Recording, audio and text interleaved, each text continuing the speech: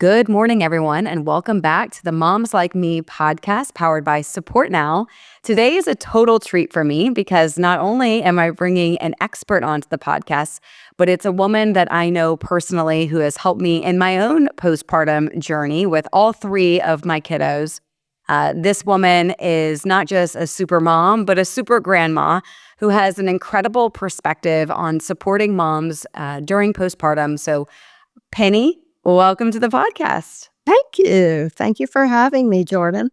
Of course. So Penny Gilchrist is local to the Atlanta area. So if you're in the Atlanta area, you probably have heard of Penny the doula. But I think a really important part or important place to start today is defining what is a postpartum doula. And then from there, I'd love for you to share what inspired you to even do this work in the first place. A postpartum doula offers support to the new mom, partner, whatever. Teaches about the baby, helps the mom do things around her house, how to get organized, how to walk into this new chapter of her life. And what I always call it is, it's your new job, which it is. And I always say, think about being at your job for 5 years and you decide to make the change and you walk into your new job Monday morning and you're like, oh no, what have I done? And why did I do this? But by Friday, things start falling into place. So I'm there to help you start being able to put things in their place. And it really is so true. One of the most common things you hear from new parents is there's no playbook, which is true. And that doesn't mean that you have to walk through this season of life completely by yourself, which I think is where adding a resource like a postpartum doula can be so helpful, especially in those early days where there's overwhelm, there's emotion, there's exhaustion, kind of all the feels. All the feels. So Penny, you've seen it all. Correct. You've seen all different walks of moms, of families. What made you want to do this? Well, I was in corporate medical America for years. And when insurance started changing over and started becoming terrible as far as being able to deal with it, I decided I'm out of here. So I thought, oh, I'm going to stay home for a while. Well, that lasted 3 months. I'm not good at staying at home. So I decided I'm only going to work for myself and do what I love. What do I love? Well, I have this passion for newborns. Not necessarily toddlers, but newborns. And I love it. So love them rather. So I looked it up. And of course, I was spelling doula wrong. I was spelling it like Beulah instead of D-O-U. And back then, we didn't have spell check and we didn't have much of the internet. So I was spinning my wheels like, what is this profession? My sister-in-law in San Diego found it, of course, California. And I started investigating and I'm like, oh my gosh, this is exactly what I want to do. So I put a little flyer up on our little church bulletin board and my phone started ringing off the hook. And this was January will be 26 years. Wow. And it's all been word of mouth, doctor referrals who I've known from working in medical America. And that's how I started. And then I started hearing all the moms' birth stories. And I'm like, maybe I can make a difference here. So I took classes to become a labor doula. And I was a labor doula and postpartum for 14 years. Now I just do postpartum. I retired from labor about 9 years ago. Penny, have you had to guess how many moms have you helped in your 26 years? Oh, gosh. I have no clue, but I would imagine a couple of thousand. Yeah. It's because really incredible. I did the math one time, figuring maybe 4 a month. But, could be less, could be more, times 26. And Plus, I know there are moms with twins or triplets that are definitely calling you as quickly as they can once they find out that they're having multiples. So Penny, one of the things that we've bonded over really since I've known you is just the sense of overwhelm that moms feel. It's a lot to have a baby. And I think in some ways it's harder in some aspects to have a baby today than it was 20 years ago. And that's not because there's not enough things and resource, but because there's almost too much. And so Totally. I'd love for you to just share a little bit more about your perspective of like what you see in moms today and what they're struggling with. I see in moms today that Instagram, so to speak, is the devil because it makes them not trust their own heart and gut. Nobody knows this baby better than the mom. And once they start looking at everybody and all the influencers and what they're doing and try this and try that and buy this and buy that, they go down a major rabbit hole and don't trust. And I think it's a real problem, a real problem. There is too much information out there that moms pick up on. And some is good, some is okay, some is horrible. And I think it's really not a great thing right now. Comparison creep is such a challenge for moms on Instagram, on TikTok. You know, you're comparing the things that you have. You're comparing how your baby's sleeping. You're comparing, do I have the right products? And it never really ends. Like, and you're constantly being told, you must have this product. You must use this program. And it becomes so much where people just then, I feel like they kind of just either give up or they give in to all the things. And now it's an unnecessary amount of purchases. And you're almost like trying too many things at once. Like, you Totally. find that where they're trying to take on so much advice that like you're not actually getting to the root of, let's say, for example, baby sleep. You can't try 10 things at the same time and think you're going to figure out why your baby may or not be sleeping. Does that ring true to you? Oh, yes. So what I always say to my clients, babies, which people forget, they say, oh, baby, baby, baby, but babies are human beings. They're little, but they're human beings. And like you, Jordan, me, there are no two humans alike. Twins are not alike. Siblings are not alike.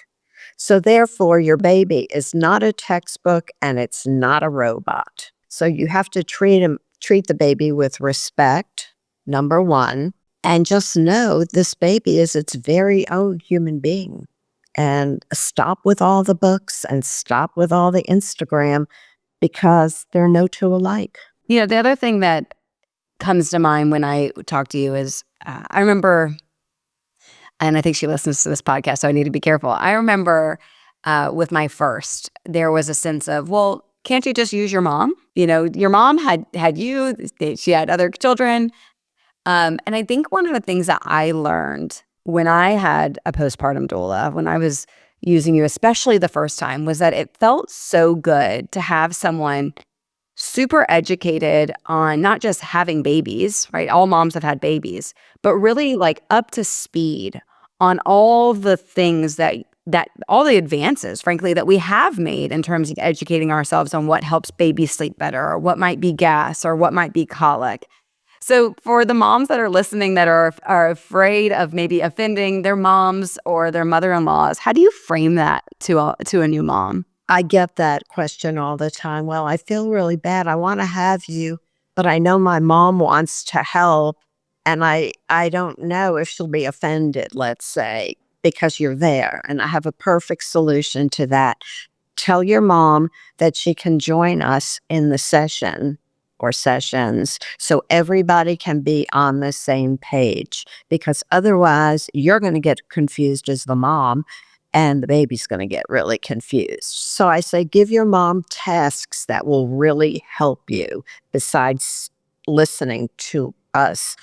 Grocery shop, do laundry, make your dinners. I mean, that is so incredibly helpful if you want your mom to be a part of this journey. And I think that when utilized the right way, your mom or your mother-in-law, really it's equipping them with the way that you're kind of like aligning everyone together. We're one team. And a lot of times when you have a baby, you know, maybe it's a more old school versus new school, and there's kind of this like underpinning of conflict, but that doesn't need to be the case. I find that most grandmothers, they want to be on the same page with their daughter or with their daughter-in-law. They want to be helpful. And you're like having a postpartum doula is almost a bridge for them to be more involved in a way that isn't creating that disconnect because everyone is following like the same book. They're following the same curriculum. Correct. And some moms are really, wanting to do that and wanting to be on the same page. And then we have other moms that, well, we did it this way and we did it that way and it was just fine. I don't know why this new stuff is so important. So you just have to kind of deal as you go. Yeah, one step at a time. Penny, in terms of support for moms, you've seen this a million times. People love to rush to the home after someone has had a baby. I always joke that what are you guaranteed to have when you have a baby? A onesie and unsolicited advice. Totally. Unsolicited advice for sure. And at the same time, it's baby, baby, baby, right? Everyone wants to hold the baby. Everyone wants to know how the baby's doing. And part of that enthusiasm sometimes can create some isolation or some loneliness for the mom. Correct. What do you kind of how do you talk to moms about that? How do you advise moms that are feeling that way, that are feeling a little bit of that neglect? Well, probably most of moms are feeling that way. I mean, think about it. They've carried this baby for 9 months, 10 months, and everything was about them. The showers were about them. Everything. They looked beautiful, yada, yada, yada. And then they worked really hard, typically, to get this baby out, to birth this little human. And then all of a sudden, it's all about the baby and no more about the mom. Probably, friends will call and say, well, how was your night? How's he doing? Well, try this and try that. And it's just not about the mom anymore. Like, ask the mom, how are you feeling? Tell me. Let's talk about it. I've been there. I understand. And I found like the friends that helped me the most were the ones that said, it's okay if it feels really hard, or it's okay if you're not enjoying it right now. I think that's the other kind of pressure that moms feel. You feel this pressure through social media or maybe even through friends of your own that do kind of automatically fall in love and motherhood just clicks and it feels right. But not all moms feel that. No, and you're dealing with a major drop in hormones, which will knock your socks off for the first 2-3 weeks. And then you're dealing with isolation. You're dealing with you hate the way you look. It's a lot. And you're dealing with trying to fit your partner into this whole new threesome, foursome, whatever, addition to your family. It's hard. It's a lot on the mom. It's a lot, which people don't understand. They want to drop off meals and they want to come and sit and eat with you.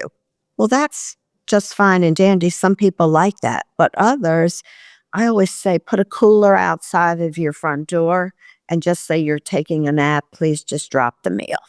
How do you advise and how do you work with the dads or the other partner? Because again, like a lot of focus on the baby, and then certainly on the mom, especially if they're breastfeeding. But even if they're not, where does the dad or again the other caregiver kind of fit into how a doula can help? Most of the times, the dads are thrilled because the majority are clueless. They haven't been around newborns unless, of course, they have several younger siblings. But changing diaper, I've walked into homes and the diaper is halfway off. I walked into a home 2 weeks ago and the diaper was down by the knees. I'm like, we got to change this up a little bit. So it's support for the dad too. And then he's worried about his wife and he's worried again where he fits into this new world. So it's support for the dad as much as the mom. I think dads, sometimes they get the short end of the stick when we talk about these things. But I believe that we are in a new generation of dads in the best way, in the sense that dads want to be more involved. They are playing a more active and participating role in not just raising children, but being involved with the nighttime, sleep stuff and feeding, and it's so wonderful. And we can't blame dads for not having this natural instinct of what to do because they weren't genetically blessed with the hormones to do this. And so Exactly. having a doula can be so helpful. And again, bridging that gap between husbands and wives, that naturally there's just friction at the beginning because, to your point about hormones dropping, everyone's out of whack. Right. And the dad, I find the mom's hormonal, so she's got that going on. And the dad feels a little bit of jealousy. I mean, he's had this woman to himself for as long as they've been together. And then this baby comes into play, and the dad sort of takes a back seat to all the attention he got from his wife. And I think for dads too, even as I've talked to friends and talked to my own husband about this, it's just wildly different. No one can prepare you. You come home with the baby and it's like, oh, this is forever. I read once that dads typically, when they think about having kids, they dream of the stage of life between, call it 6 to 10, where maybe you're dropping them off at a baseball practice, or you're taking them on a trip, or you're doing kind of like the fun stuff. Dads don't typically think about having kids in the newborn infant stage. Much like moms, when they think of babies, they think of holding that precious, warm body across their chest. So again, it's just mismatch expectations and understanding of like what this new reality really is, because it is just so different than the life that you had before you enter the hospital. It's nice now that dads get paternity leave. I mean, that's relatively new, and it's awesome. Some dads get a month or months. It's good and bad. I mean, probably by the end of the first month, the mom said, "Okay, I got this. I'm ready to be on my own." The world has caught up with the expectations that parenting is a joint process, and trying to nurture this baby should be both on the mom and the dad, even though the mom will naturally just have more things to do. That is just the reality. And there is something to say for, okay, now that I have things under control, maybe my baby is sleeping a little bit longer stretches at night where I don't feel as overwhelmed during the daytime, wanting to like have that time, because it's so fleeting. The other thing I find, and as you know, Jordan, I lead the group Circle Moms here in Atlanta. Well, we have one session that's postpartum emotions, and a lot comes up that moms are very controlling and want things done their way. And then it really upsets the dad because he wants to do it, but he's always walking on eggshells, thinking he's not doing it the right way because the mom jumps on him, do it this way. And what do you advise to moms that are feeling that way? How do you work through that? You have to work on relinquishing. It's his baby or partner's baby as well. There's no mistake that can't be fixed. I mean, you have a diaper at their knee, so you pull it up next time. You have to give them a chance. Yeah. But I think women on a whole are more controlling. Right. About how they want things done. So you talked about Circle Moms, which I think is really an important call out. There are postpartum support groups that moms can find themselves. What's the importance in your mind of moms getting out of the house in those early days and finding other moms that they can connect with? Absolutely. So what I have found, what moms say is they look forward to the one time a week where they get out and are around other moms. They probably never have met them before, but everybody is in the same predicament. And what I found is so great. I mean, I've been leading Circle Moms for 2.5 years. Those first circles, they're still really good friends. They go to birthday parties. So they've connected. There's a real connection there. After the circle, they'll go for walks, lunch, what have you. So it's support with other people, like I said, you don't necessarily know, but are going through the same thing. Right. And it's almost like a forcing function. I think what happens so often is in those early days, you don't really want to leave, but you should, and you just kind of, you're in your head. And so when you've made a commitment to a certain, outing, it really forces you to get dressed, to get the baby dressed Right. and get going. There have been some really rainy, stormy days that we've had a circle. And I'm thinking, oh gosh, I bet no one's going to come today. And sure enough, they all show up, which is wonderful. I don't know that I would have done that in my day. Right. Well, and I think what you said is so important. It's they look forward to it because it's a chance to be honest about how everyone's doing.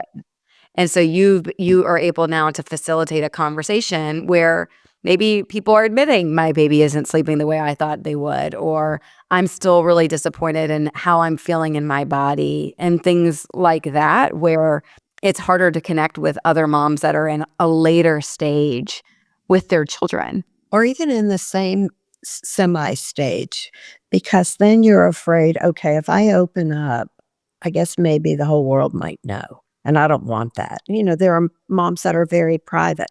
And this way, they're in a small group of the same moms that they don't know, actually. So it's easier to open up and be honest. Isn't it funny how we're more honest with complete strangers than we are with? Absolutely. Absolutely. It's so funny to me, and it's true. Moms will open up, we'll talk about anything. We'll talk about our menstrual cycles, our Oh, our yeah. kids' sleep, which are our best friends.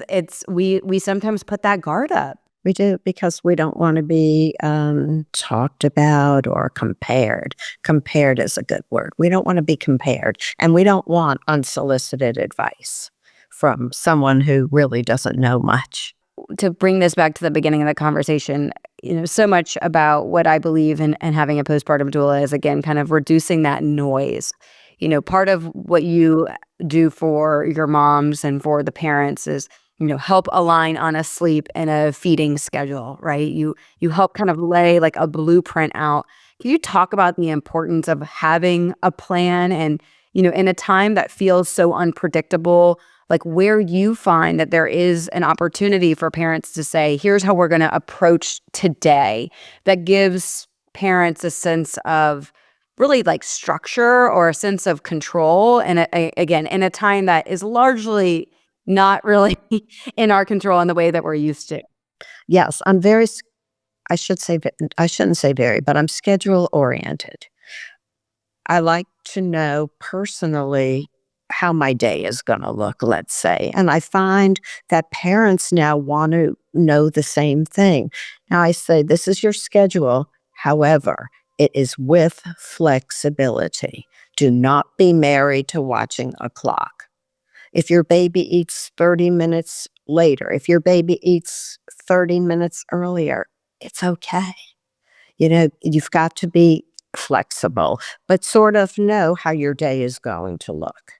Looking ahead at what outings might be necessary, whether that's a doctor's appointment or maybe it's just catching up with girlfriends, there's a way to approach that day without the panic of thinking, oh gosh, I'm going to throw off the schedule completely. Sure, feed 30 minutes early and go, or feed while you're there if you feel comfortable, or if you happen to be breastfeeding, pump right before you go and take a bottle. There's lots of options to be flexible, but yet know how your day is going to look. And a shower. I mean, moms don't take showers because they think that, they don't have time, but you do have time. Fit it into your goal. I call it a goal schedule. As we wrap up, one of the other things I want to kind of press on is the importance of community. I know we've talked about this privately before, but I have really like studied just how we as humans used to live. We used to live in tribes. We used to live in villages where you really raised children alongside of your neighbors or literally in the same home, like Families, yeah. families, like multi-generational families, siblings. And of course, nowadays that looks very different. We live in a world where we are very divided and just even like the urban planning, you could live in a subdivision in a cul-de-sac many, many miles from friends that are having babies around the same days and times. And that physical divide has really changed the way that we can support one another. So I'd love for you to share, your perspective on the importance of community and the importance of still being there physically, or whether that's through text message, so that moms can avoid that feeling of isolation. Absolutely. So you have to put yourself out to invite the support. It's not only other people wanting to come, but you have to be emotionally ready, like I said, to invite the support because it's there. But you also have to have boundaries about the support because, I mean, I've been in homes where, yeah, the parents are, around the corner or whatever, and they just barge in, like, or let's say the mother-in-law. This is just an example. The new mom doesn't get along with her mother-in-law, and the mother-in-law will just barge in. Oh, my baby, my baby. Well, there's an issue. So you have to set boundaries, but yet invite. Penny, thank you so much for being here today. I know that there are so many people that will be interested in learning more about you and about the services you offer. So where can people find you? Sure. So Instagram, Doula Penny, Facebook, Doula Penny, or my website, two as in the number two, not spelled, twoheartsdoula.com. And I would love for anyone to reach out to me. I would love to help. Awesome. And I've been to Penny's website. Not only is there a place to submit information in case you want to utilize her services, particularly if you're in the Atlanta metropolitan area, but also additional resources as it just relates to all things postpartum. So I know there will be lots and lots of people that can find value. And just as a parting note here today, as a reminder, at Support Now, we love serving families that are going through the process of, maybe you have a baby and everything's great. Maybe you have a baby that's in the NICU. Or, perhaps it's a situation where you want to support a friend that's having a baby, or, maybe having struggles kind of getting everything together, whether that's around their house or just food. Support Now is a really incredible resource to bring together not just fundraising, but meals and volunteers, updates, so that we can better show up for the people we love when they're going through major life moments. www.supportnow.org. I think people don't realize how important support is to a postpartum mom. It's very important. They go through a lot during that time, and not a lot is spoken about. So we're trying to really support these moms. Yeah. Yeah, I couldn't agree more, Penny. Well, thank you so much, Penny. I look forward to many more conversations together, and I look forward to many moms finding more about not just you as a doula, but doulas in general, as an extension of their kind of support bench through this phase of life. Thank you, Jordan.